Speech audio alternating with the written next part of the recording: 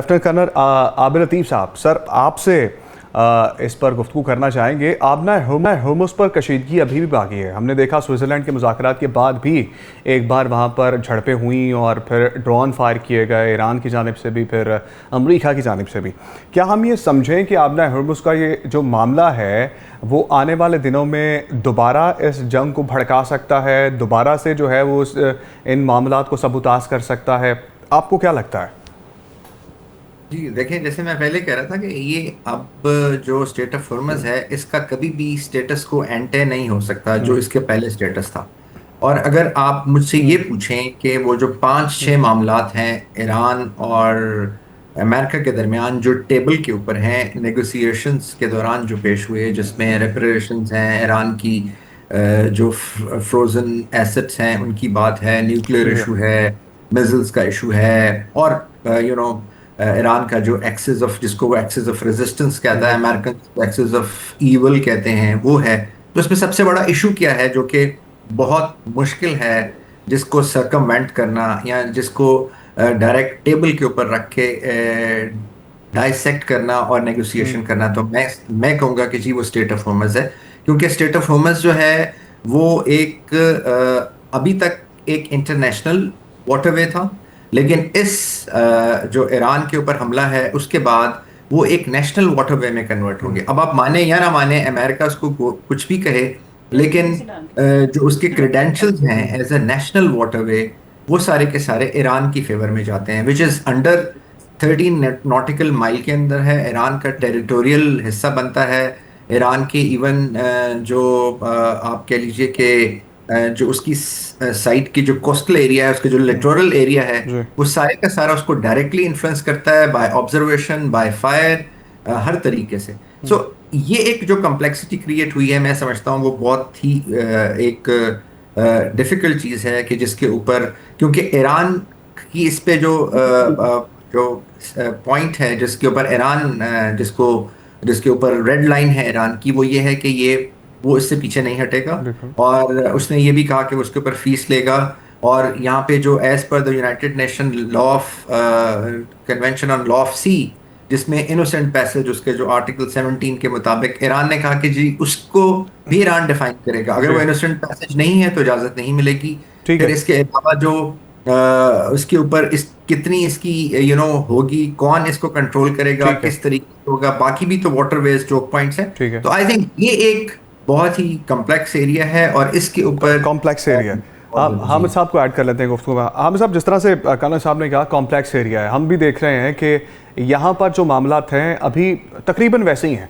और यहाँ पर ताज़ा अभी दिनों में जंग भी हुई है, दोबारा से जंग नहीं कहेंगे उसको, दोनों जानिब से जो है वो एक दूसरे पर जो है वो जहाज़ों पर हमले किए गए हैं, फिर ड्रोन बरसाए गए हैं।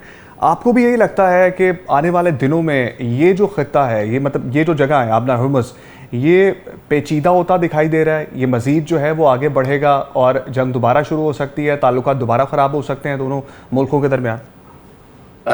देखिए उमर, बात यह है कि अभी ये जो 60 दिन का एक एमओयू साइन हुआ है, ये समझिए कि एक आतिशफ़शां को अभी ढांप दिया जी। गया है और चिंगारी उसके ऊपर है। और खुदा न खास्ता ये चिंगारी किसी भी वक्त भड़क सकती है, और उसको भड़काने के लिए इसराइल जैसा स्पॉइलर हर वक्त हर लम्हा वक्त लगा हुआ है, चाहे वो लबनान में जुल्म करे, चाहे वो ईरान के साइट्स के ऊपर हमला जी। करवाए, चाहे वो अमेरिका को यूज करे। दूसरी बात यह है कि देखिए, पोस्ट वॉर या पोस्ट 28 फरवरी द होल सिनेरियो चेंज। अब दुनिया के अंदर एक बात दुनिया को जो नहीं अंदाजा था कि आपने हरमुज जैसा कितना बड़ा तुर्क का पत्ता जो है वो ईरान के पास है, जो ईरान ने 43 साल की मुआशी पाबंदियों के बावजूद कभी एक्सप्लॉइट नहीं किया था। आप देखिए कि 2 साल गजा पर जुल्म और बर्बरियत होती रही, लाख के करीब लोग शहीद हो गए, दुनिया ने कोई परवाह नहीं की। हकीकत ये है, आपने हरमुज बंद हुई, दुनिया का 21% तेल और 80% fertilizer supply, food chain crisis आया, तो पूरी दुनिया को ईरान से ज्यादा अपनी फिक्र पड़ गई। जी। The world is based on realities. Reality ये है कि अब ईरान जो है उसने अपना कंट्रोल जिस अंदाज में उस पर स्टैब्लिश किया। आपने देखा कि प्रेसिडेंट ट्रंप ने ऑपरेशन फ्रीडम के नाम पर एक बार कोशिश की है बीच में मुआहिदा होने से पहले कि पूरा कब्जा कर ले, उसमें भी नाकाम हुए। अब बड़ी क्लैरिटी है ईरान के पास कि वो ये समझता है कि आपने हरमुज के ऊपर ना सिर्फ वो कंट्रोल मेंटेन करेगा, बल्कि वो जो उसका इस वॉर के अंदर 3.5 लाख के करीब अमलाक को नुकसान पहुंचा, बिलियंस ऑफ डॉलर का नुकसान हुआ, वो उसकी रिकवरी या कंपनसेशन के लिए यहाँ पर कोई टैरिफ या कोई ऐसा फार्मूला अप्लाई करेगा।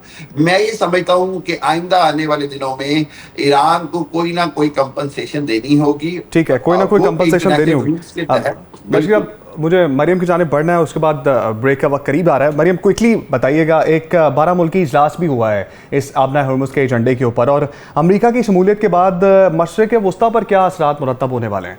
जी देखिए, इंटरनेशनल लॉ ऑफ सी के मुताबिक आबना हरमुज जो था, basically that was used as a pressure tactic by Iran, और उसमें सोल कॉन्फ्लिक्ट को एक्सपैंड और उसको इकोनॉमिक एक आउटलुक देने के लिए जो है स्ट्रेट ऑफ हॉर्मुज को कंट्रोल करना स्टार्ट किया, और उसके ऊपर उसने जो है अपने जो सेफ पैसेजेस पे उनको रोका। मेरे ख्याल में जो इस वक्त सबसे ज्यादा कंसर्न है तमाम मिडिल ईस्टर्न इकोनॉमीज के लिए, वो ये कि स्ट्रेट ऑफ हॉर्मुज के ऊपर दोबारा ऐसा कोई भी एक्शन ईरान की तरफ से ना लिया जाए। और जाहिर है ईरान के लिए गारंटीज रिक्वायर्ड है इसके लिए, क्योंकि ईरान वांट्स गारंटीज कि उसको दोबारा उसकी सॉवरेनिटी को ब्रीच करके उसके ऊपर हमला नहीं किया जाएगा। तो मेरा ख्याल है कि इवेंचुअली ईरान जो है वो स्ट्रेट ऑफ हॉर्मुज को से पैसेज के लिए अलाउ करेगा, because that's what the international law of she says. और ईरान ने इससे पहले भी कभी इसको जो है रिस्ट्रिक्ट करने की कोशिश नहीं की। तो the purpose coercive move that Iran has pressure tactic के तौर पर इसको इस्तेमाल किया। मेरा ख्याल है कि जो गारंटीज हैं वो रिक्वायर्ड हैं, और पूरी दुनिया जो है वो चाहती है कि स्ट्रेट ऑफ हॉर्मुज जो है वो खुला रहे, और ईरान ये चाहता है कि उसके ऊपर अटैक ना हो, उसके एसेट्स को डीफ्रीज किया जाए, साथ ही साथ न्यूक्लियर प्रोग्राम के ऊपर उसको जो है रिलीफ दिया जाए। तो ये सारे पॉइंट्स के लिए जब ईरान गारंटी हासिल ठीक है वो दोबारा रिस्ट्रिक्ट होगा, लेकिन इस गारंटी की ईरान को ये गारंटी भी चाहिए कि जो 7 मिडिल ईस्टर्न कंट्रीज हैं उनकी एयर स्पेसेस, उनकी टेरिटरीज दोबारा ईरान के खिलाफ इस्तेमाल ना हो। भारत खित्ते में अदम इस्तेहकाम पैदा करने की कोशिश कर रहा है, और हमेशा हमने देखा है पाकिस्तान में जो भी दहशतगर्दी होती है उसमें भारत मुलव्वस होता है, और अफगानिस्तान के ज़रिए पाकिस्तान में कशीदगी बढ़ाने की कोशिश करता है। कर्नल साहब, भारत अफगानिस्तान को पाकिस्तान के ख़िलाफ़ इस्तेमाल करता है। हमेशा हमने देखा है कि सारी फंडिंग वहाँ पर भारत की जानिब से होती है, और फिर पाकिस्तान में हमले करवाए जाते हैं। अब इस सूरत हाल से कैसे निपटना चाहिए हमें?